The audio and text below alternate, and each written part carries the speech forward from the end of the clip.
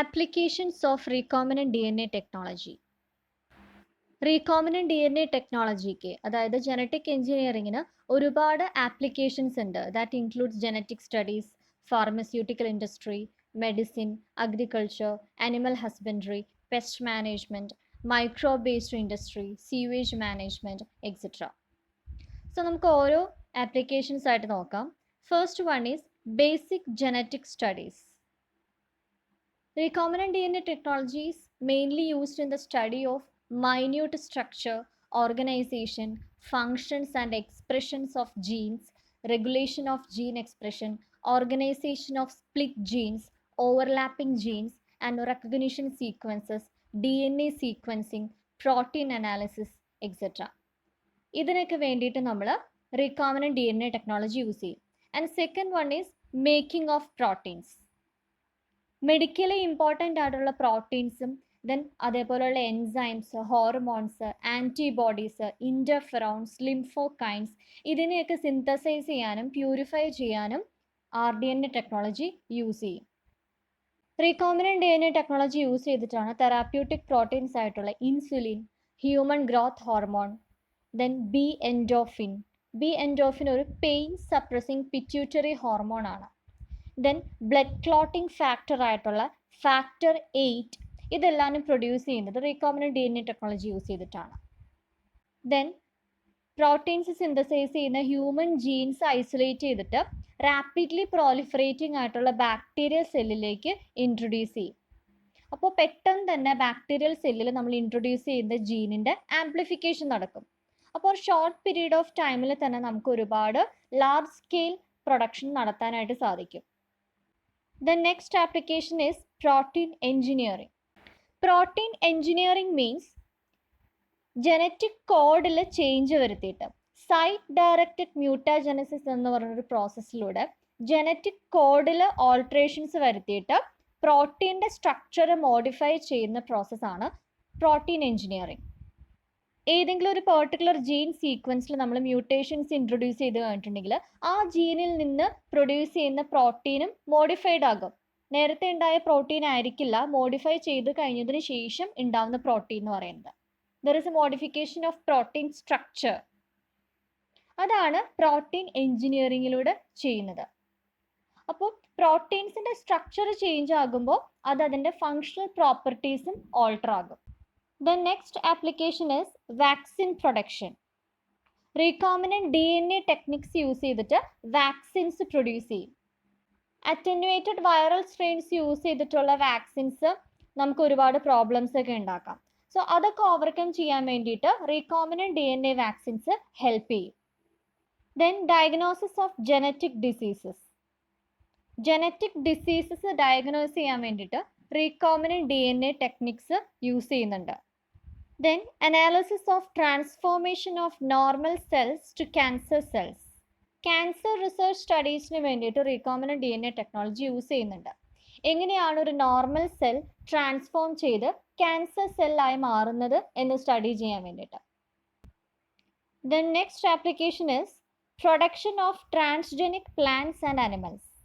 Superior varieties of transgenic crop plantsനെ domestic ആനിമൽസിനെയൊക്കെ produce ചെയ്യാൻ വേണ്ടിയിട്ടാണ് റീകോമിനന്റ് DNA ടെക്നോളജി യൂസ് ചെയ്യുന്നത്. ഇതിലൂടെ നമുക്ക് ഹൈ പ്രൊഡക്ടിവിറ്റി ഉള്ളതും അതേപോലെ തന്നെ പെസ്റ്റിനോടും പാത്തജൻസിനോടും ഒക്കെ ഗ്രേറ്റ് റെസിസ്റ്റൻസ് ഉള്ളതും അൺഫേവറബിൾ ആയിട്ടുള്ള എൻവയോൺമെൻറ്റൽ കണ്ടീഷൻസിൽ ബെറ്റർ അഡാപ്റ്റീവ് വാല്യൂസും ഉള്ള പ്ലാന്റ്സിനെയും അനിമൽസിനെയും ഒക്കെ പ്രൊഡ്യൂസ് ചെയ്യാനായിട്ട് സാധിക്കും. അപ്പോൾ നമുക്ക് എന്ത് പ്രോപ്പർട്ടി ആണോ നമ്മൾ പ്രൊഡ്യൂസ് ചെയ്യുന്ന പ്ലാന്റ്സിലും അനിമൽസിലും ഒക്കെ വേണ്ടത് ആ ഒരു പെർട്ടിക്കുലർ പ്രോപ്പർട്ടിക്ക് റെസ്പോൺസിബിൾ ആയിട്ടുള്ള ഡിസൈഡ് ജീൻ നമ്മൾ ഡോണേഴ്സിൽ നിന്ന് ഐസൊലേറ്റ് ചെയ്യും. ദെൻ അതൊരു സ്യൂട്ടബിൾ ഫേജിൽ കോസ്മിഡിലോ പ്ലാസ്മിഡ് വെക്ടേഴ്സിലോ ഒക്കെ ക്ലോൺ ചെയ്യും. ദെൻ അത് നേരത്തെ നമ്മൾ പഠിച്ച റീകോമിനന്റ് DNA ടെക്നോളജി യൂസ് ചെയ്തിട്ട് അതൊരു റെസിപ്പിയൻ്റ് ഓർഗാനിസത്തിലേക്ക് ഇൻട്രൊഡ്യൂസ് ചെയ്തിട്ട് it create an interspecific or intergeneric hybrids. Genetic എഞ്ചിനീയറിംഗിൻ്റെ ആപ്ലിക്കേഷൻ വരുന്ന ഒരു ഏരിയ ആണ് symbiotic relationship between nitrogen fixing bacteria and some leguminous plants. Nitrogen fixing bacteriയയ്ക്ക് അറ്റ്മോസ്ഫറിക് നൈട്രജനെ ഫിക്സ് ചെയ്യാനായിട്ടുള്ള എബിലിറ്റി ഉണ്ട്. ബിക്കോസ് അവർക്ക് നൈട്രജൻ ഫിക്സിംഗ് ആയിട്ടുള്ള ജീൻസ് പ്രസൻ്റ് ആണ്, നിഫ് ജീൻസ്. ലെഗുമിനസ് പ്ലാന്റ്സിന് മാത്രമാണ് ഈ നൈട്രജൻ ഫിക്സിംഗ് ബാക്ടീരിയനെ ഹാർബർ ചെയ്യാനായിട്ടുള്ള എബിലിറ്റി ഉള്ളൂ.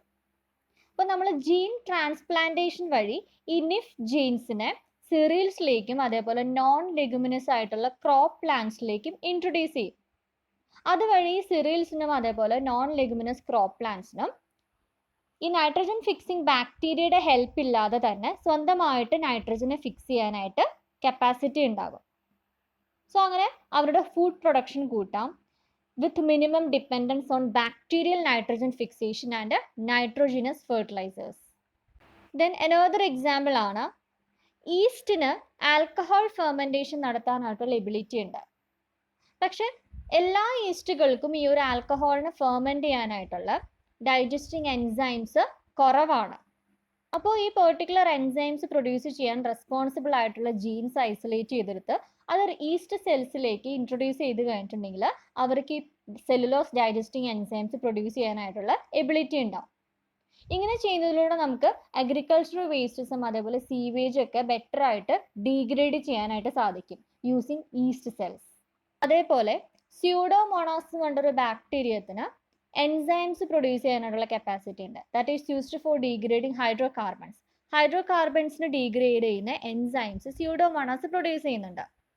ഈ എൻസൈംസ് നമ്മുടെ സർഫസ് വാട്ടേഴ്സിനെയൊക്കെ പൊല്യൂട്ട് ചെയ്യുന്ന ഓയിൽ സ്പിൽസിന് ക്ലീൻ ചെയ്യാനായിട്ടുള്ള എബിലിറ്റി ഉണ്ട്.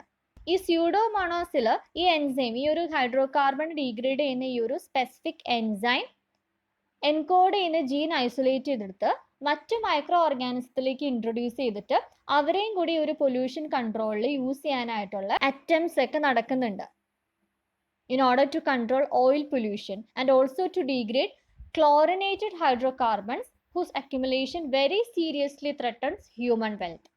Chlorinated hydrocarbons എന്ന് പറയുന്നത് extremely stable ആണ്. It is not biodegradable. Then another application is industrial microbiology. Industrial microbiology is mainly concerned with the production of food, drink, pharmaceutical and industrial products, and also with the disposal and recycling of sewage and organic wastes. ഈ പറഞ്ഞ പ്രോസസ്സിലെല്ലാനും ഒരു substrate എൻസൈമിൻ്റെ ഹെൽപ്പോട് കൂടി അതിനെ end product ആക്കി മാറ്റുകയാണ് ചെയ്യുന്നത്. Fermentation process. അപ്പോൾ recombinant DNA technology നമുക്കിവിടെ യൂസ് ചെയ്യാവുന്നതാണ്. ഈ ഒരു ഫെർമെൻറ്റേഷൻ പ്രോസസ്സിനെ ഹെൽപ്പ് ചെയ്യുന്ന എൻസൈംസ് എൻകോഡ് ചെയ്യുന്ന ജീൻസിനെയും ഒപ്പറോൺസിനെയൊക്കെ നമുക്ക് ഐസൊലേറ്റ് ചെയ്ത് ക്ലോൺ ചെയ്ത് വേണ്ട രീതിയിൽ മാനിപ്പുലേറ്റ് ചെയ്ത് ഡിസൈറബിൾ ആയിട്ടുള്ള വേസിൽ നമുക്ക് യൂസ് ചെയ്യാവുന്നതാണ് on industrial scale. So these are the major applications of genetic engineering.